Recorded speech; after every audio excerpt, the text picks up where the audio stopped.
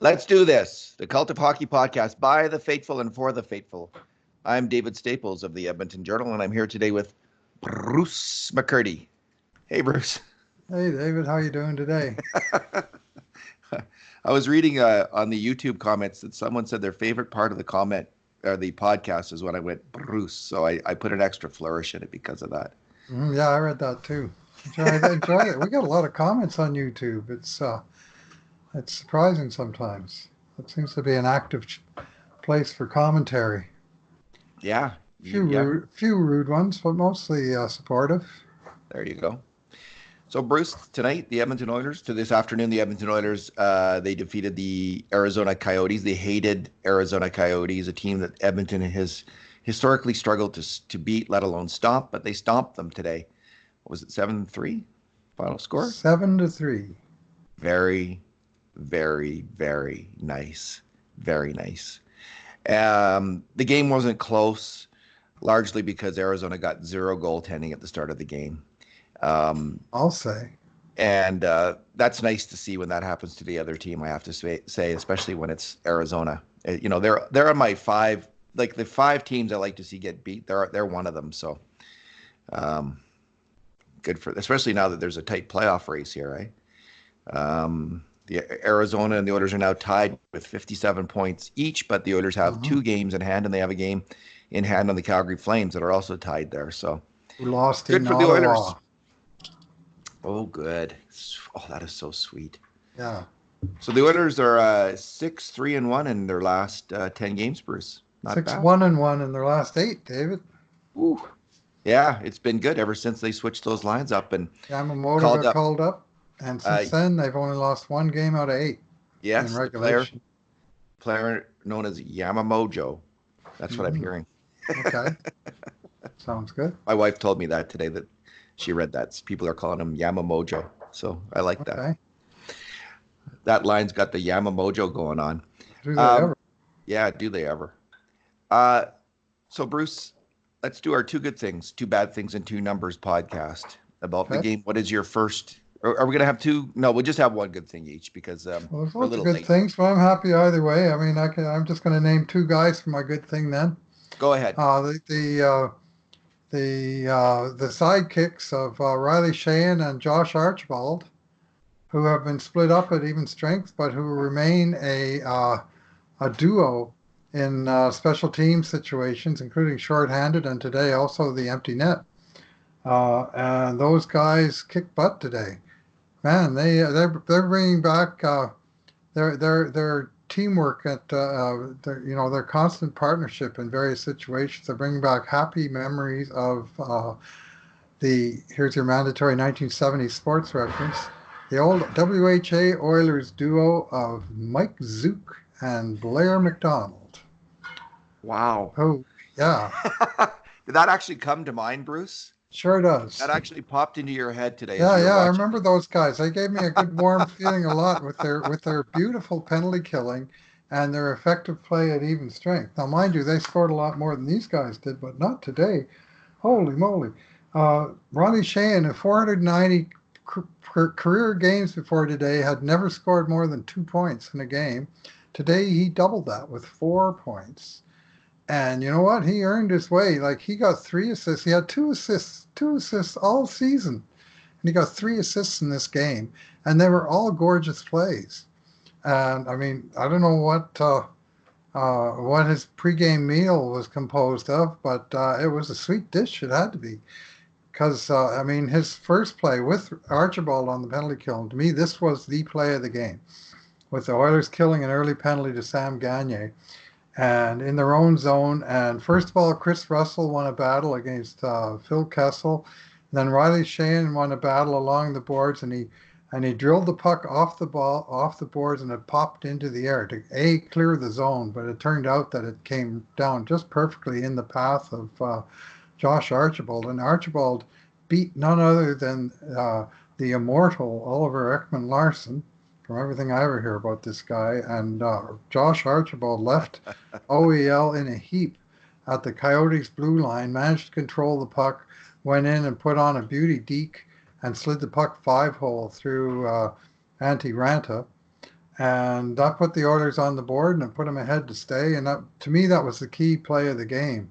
But Sheahan, he set up two other goals and he did it the same way with good control of the puck along the end boards, good reversal of direction to gain some open ice, good identification of where to make the pass, and then a good pass. And both times the guy converted. Gagne from the goal line, Joachim Nygaard from the high slot. He drew a penalty again against the immortal OEL when it looked like it even could have been a penalty shot when he got sped past Ekman Larson and forced the diving defender to haul him down. Some thought penalty shot. I was happy to take the penalty at that point, to be honest, because it killed an Arizona penalty. Like the worst scenario there was Sheahan misses the penalty shot, the Arizona power play continues, right? So it worked out okay. And then, of course, he sealed the deal with the empty netter in the third period. And he had four takeaways, a tremendous number of takeaways, and dominated on the faceoff spot, 11 out of 15. Like, he had a tremendous game. Sheahan, he had zero starts in the offensive zone, and yet he was the offensive star of the game. Like, this was a dream performance for him.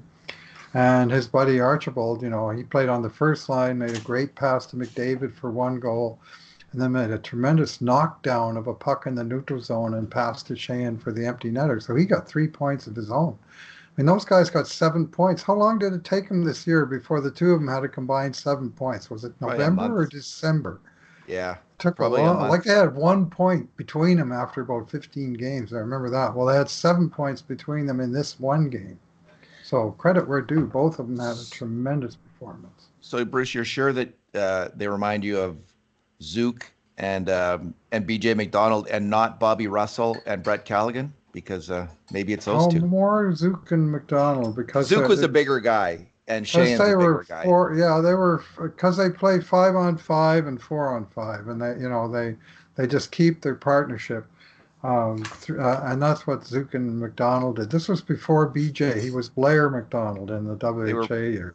they were both really good WHA hockey Were they players, ever? and they became Were both they good ever? NHL hockey Yes, players Mike as Zook well. was good with St. Louis Blues, Yeah. and BJ McDonald, who had a whole bunch of 20 and 30 goal seasons in the WHA, had a 40 goal season in the NHL. So he So turned into something of a sniper.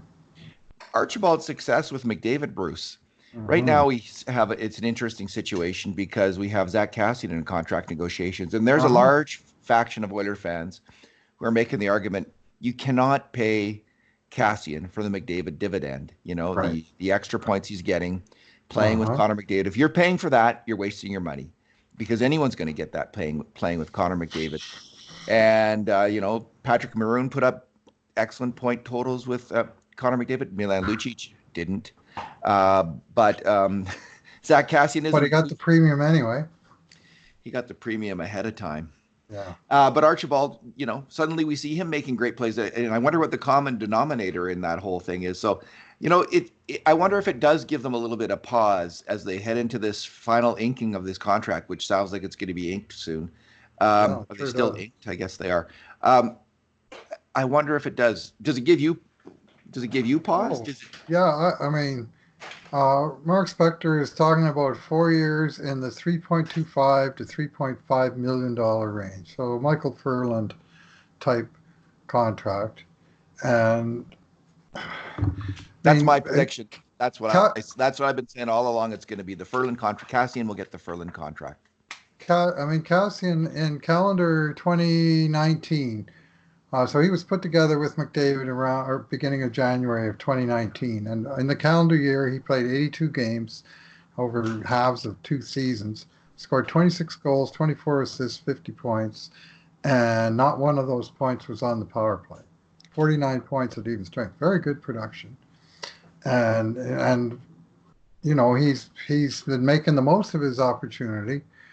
But as you say, I mean, the whole point of getting McDavid and paying McDavid $12.5 million is that hopefully he can make other players around him better. That you don't have to pay a fortune for those guys also, because sooner or later you're going to run out of cap space.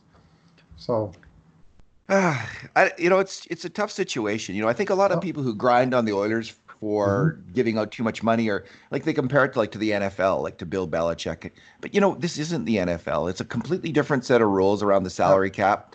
And it's a completely different set of rules around the importance of certain players. So when I hear something like Connor McDavid really likes playing with Zach Kassian and wants to keep playing with them, I mean, I think the NHL is actually more like the NBA, where the players have tremendous power, Mm-hmm. more than any other league right now in Mm-hmm. terms of shaping a team and dominating a game. The NHL is not quite at that level because McDavid, his impact on the game will never be as great in a game like over a season as the top NBA player who just plays a lot more. The offense always runs through him.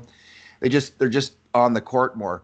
But I just part of me thinks if you have to make the right call. But this isn't the NFL where you can be a total hard ass like Bill Belichick and throw people out the window here, left, right, and center.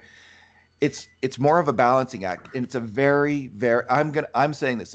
It's one of the most difficult salary cap balancing acts right now in pro sports because you have the power of the stars and you got to listen to them. So if McDavid wants this, you got to go. But if it nonetheless, if you make a mistake, it's going to punish you like crazy. So it's a tough one, Bruce. I don't have the answer. Yeah, no, it is a tough one, and you have. It's not like the NFL where you can just cut a guy and make his salary cap disappear. Exactly. All the contracts are guaranteed in the NHL. Some of these 3 and 4 and longer term ones for guys entering their 30s are, as we know from many bitter experiences, are the ones that'll bite you. So, given a 28, coming up 29-year-old power forward a 4-year deal, there's a lot of risk inherent in that. What I'd like to see the last term the better. I'm not so worried. Yeah, Like I I'd like to see prefer three 2 or 3 years. years. Yeah. 2 years would be 2 years at 4 million. 2 years, if they said 2 years at 4.2 million, I'd think, oh, that's good. 2 years at that works for the Oilers. But when you get to 3 years, then I'm hoping to hear 3 years, but Yeah, it sounds like I'm 4. expecting to hear the Ferland contract 4 years at 3.5 million. And when did Spec say? Because the last I heard a Spec talking about it was on Oilers Now, and he said 4 years 3 years at 4 million or 4 years at 3.75 million was what I heard from Spec. Is Oh. there did he say something? Maybe he said a lower amount. At least that's Uh, how I he heard it. his exact tweet. I'm gonna have to find it Is here, there but more? Is there an update on it? yeah, this just came through. This just came through today, and And I can see why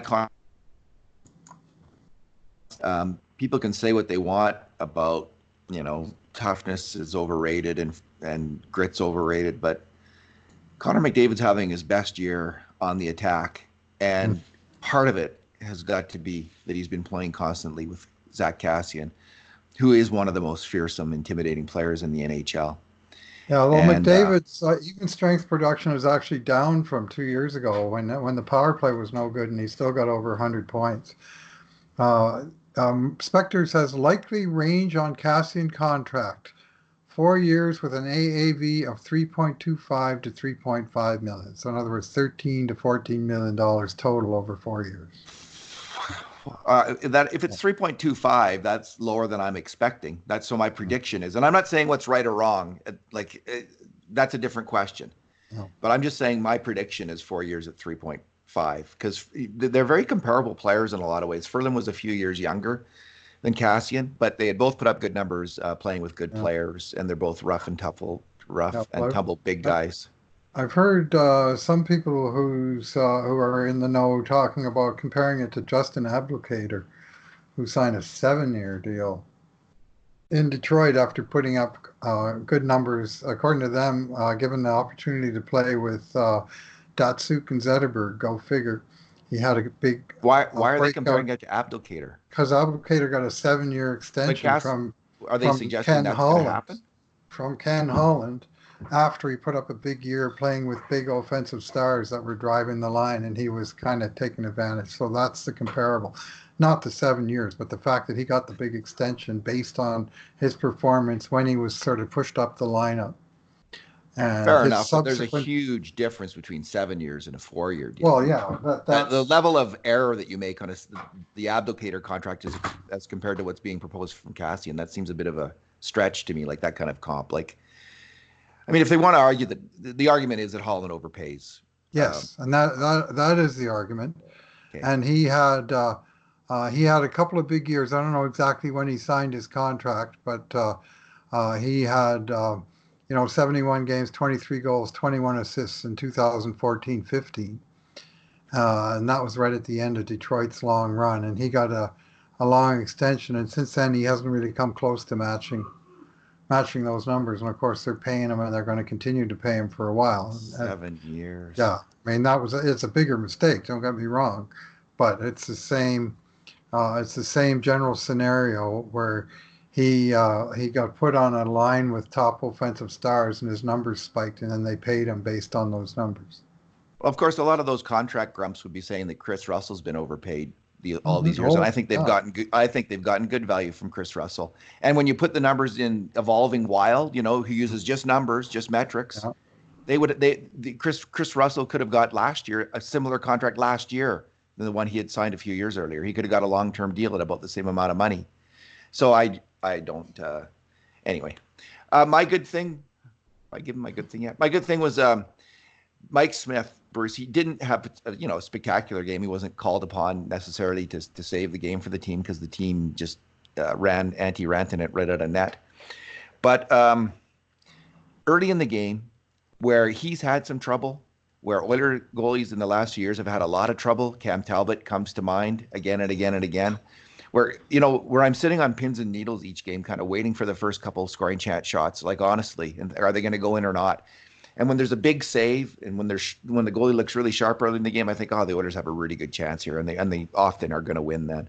And Mike Smith came up with two really fine saves early on, one off Taylor Hall where he kind of got in alone in tight, and then there was a point shot, which was in some ways even better in terms of goalie sharpness. Totally screened, and Smith got it, and he sucked in the rebound. When those goalies are sucking in the rebounds, or putting him in the corner as opposed to bumping him back out into the slot, that's when a goalie's really hot. And Mike Smith is that right now. That was another a big win huge for save. It him. was after the end of that. They just scored on the shorthanded play, and they killed the penalty nicely. But as happened in the last game, after the power play expired, the Oilers couldn't get the puck out of their own end, and they started to suck wind. And Arizona really started moving the puck around, and Oliver Ekman-Larsson had a bomb from just outside the top of the circle, but Taylor Hall was right in the goalie's face, and Smith, you didn't think he could even see it, but not only did he make the save, but as you say, he swallowed up the rebound, and he allowed those tired penalty kill guys to get off the ice. I mean, Clefbaum at that point, he was leaning over his stick. He was so tired during the play. That's never a good sign when you see a guy kind of hunched over his stick in the middle of the ice while the puck's zipping around. So that was a huge save, and you and I both identified it as a grade A scoring chance, even though it came from a fair ways outside of the typical grade A zone, just because of the complete nature of the screen that Hall had put in on him. So that was a very big save, because a goal there, it's 1-1, and that early momentum's gone. Alrighty. Let's move on to the bad things, Bruce. What's your bad thing in this game? I'm going to let you go first while I try and remember what my bad thing was. My bad thing was that it's in the second period of the game. Mm-hmm. You hear something sizzling in the background. My Lily is making some salmon here, and it's coming out of the oven, sizzling away. Sounds it's good. okay. No, that's fine. No, good. we're not. We're glad you're making it here. Sounds good. Yeah. You can smell it from there. Yeah. Skype is a wonderful thing, David. It is. I know the wonders of modern technology. Okay. Okay. The Oilers were up at this point. What was the score? 5-1, I think. Mm-hmm. And they somehow McDavid, the puck's put into the Arizona end, and McDavid's charging for the puck. And Michael Chaput gets in his way, interferes with him, and McDavid bumps into him, knocks him over. And it's McDavid who gets the penalty. Like that was and McDavid, like as they were saying on TV, I think Drew Remender was pointing out, he hardly ever complains, but he was really bitterly complaining, with total and complete justification. It's just a terrible call. And I know they're going to miss calls. They are going to be. Sometimes you're going to get it wrong, but come on, the guy was trying to interfere with McDavid. He was making contact. How many times does McDavid get interfered with in the year that they don't call? Yes. Including that play. And Yeah, then they that part. call him for interference, and I understand why he gets upset, just because, if that's interference, then that's good. It should be good because that should mean an extra 100 power plays for the Oilers over the course of the year because McDavid gets taken down like that on a regular basis, or worse. But anyway, it was a bad call, That was and it bad. And then was they scored, of course. exacerbated when Arizona picked Nugent Hopkins on the power play to enable the zone entry that led to the goal. So Nuge was barking at the ref too, and you don't ever hear that. And then in the third period, Tippett was barking at that same ref, number 3, and he was looking over and pointing at McDavid. I'm pretty sure he was talking about a penalty from the period before, saying, "How the hell can you call that?" And it was a very good question at that point in time. Good refereeing in a game is such a blessing to that game. Like it really is. And when it's not there, do you ever notice it? Well, Oilers okay. got James Neal kind of got a soft call the other way later when the guy got a stick in and he kind of pulled it in, to the body and Yeah. made it look like a hook. So it kind of evened it up. But Okay. anyway, Did you figure out your bad thing now?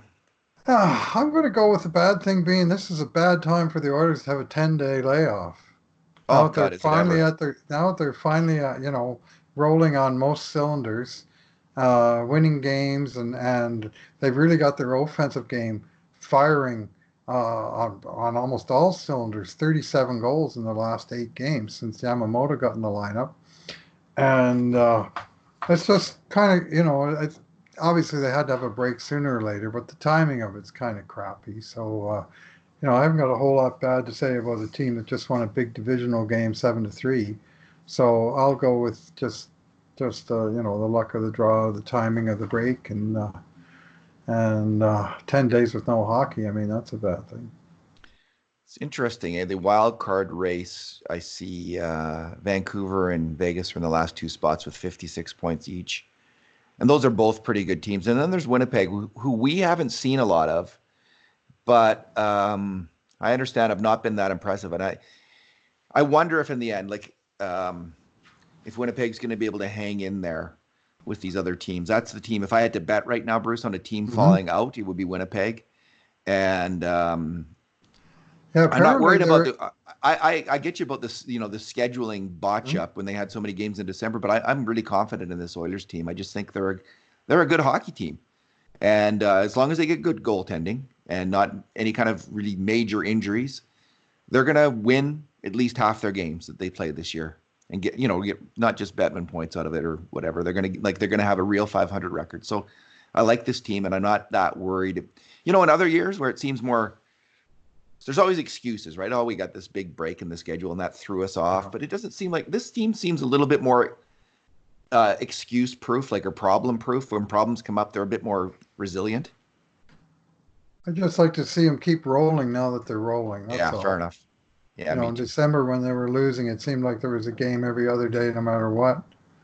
And now, I mean, they But it's won part of the two. reason they're winning. Well, More that's rest, true, right? but yeah, and now everybody gets a rest, but they are heading. They're certainly heading to the break on a high, so that is a good thing. Yeah. And I guess we have a lot of Bakersfield Condors games during the break, so maybe we can look at a couple of those while we're Yeah. waiting for the Oilers to take to the ice again. Yeah. And I'm also going to be, I think, doing a podcast with Sean Patrick Ryan, Mm-hmm. who has been watching the games and is going to weigh in on some of the prospects as well. I've got to set that up with him.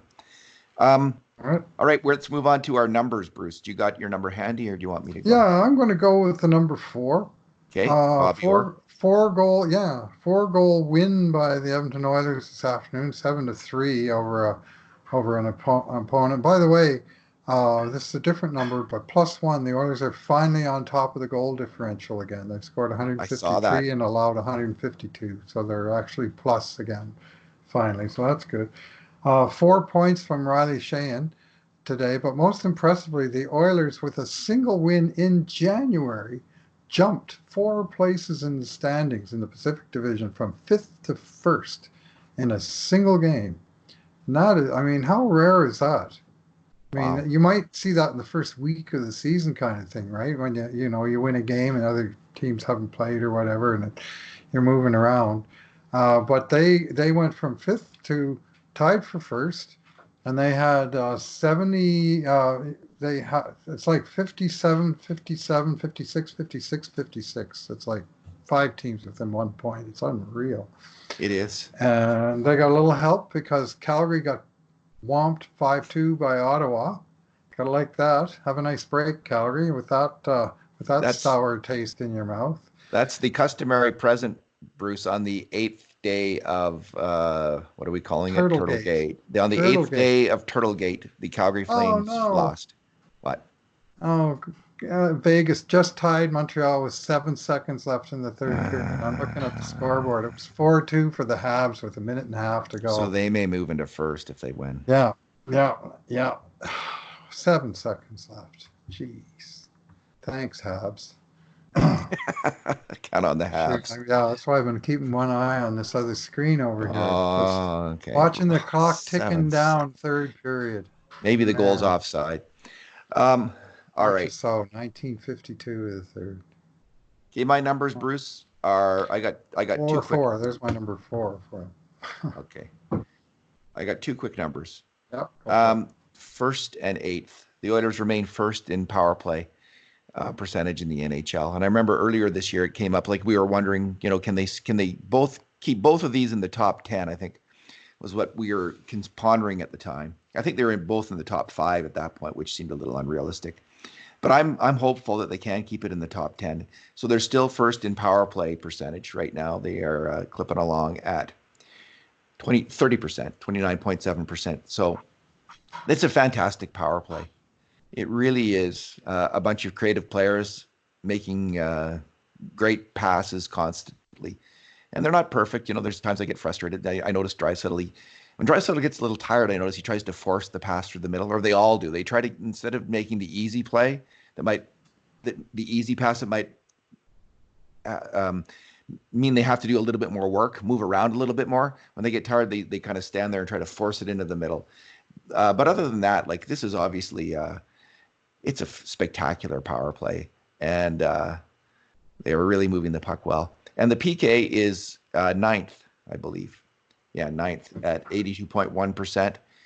And there was a couple goals tonight. They were kind of weird ones. Smith led in an outside shot from Ekman Larson, and then there was the one where Nugent Hopkins got pinched, as you say. But the PK has been really good too, and there's some stellar performers. You identified Sheahan and Archibald. Nugent Hopkins has been playing well. Now we're seeing Gaetan Haas out there. But Oscar Klefbom, Chris Russell, they don't get enough credit. Those two guys, they're just stalwarts on the PK. They're killing it. Those two guys, and Klefbom didn't always do that. I think his improved play on the PK has been one of the hasn't been talked about much this year, but I think it's really noticeable, and it's a huge reason for the improvement that we're seeing out there. Yeah, well, it's funny, he's become the shot blocking king that Chris Russell used to be, and Russell's hardly blocking any shots anymore. I mean, today he had one, and Oh, really? his totals have dropped way off. But Klefbom is like every game, like today, 5 shot blocks, including one that didn't injure him, thankfully. That was the scariest moment of the entire game, was Klefbom taking one in the Wasn't hand. wasn't it? That Wasn't it? same kind of play that cost him 20 games last year. And that's the sort of blow you really can't afford. But he was out of the game for the last few minutes of the second, and when he didn't come out for the third, I was just going, "Oh no!"